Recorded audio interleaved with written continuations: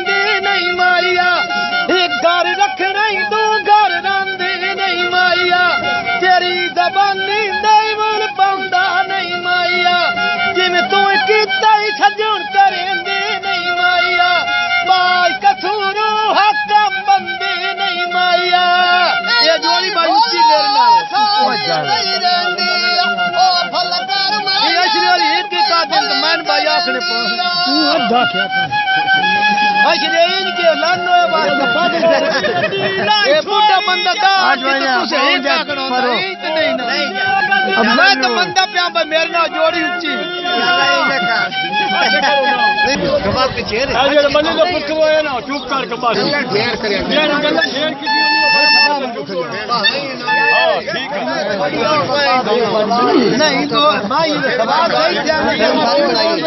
ये देनी भी चुप हो भाई जी बोले चुप हो ठीक है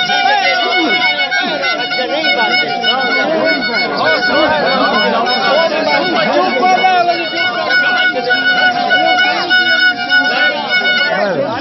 कभी तो बात बगाएंगे ही ना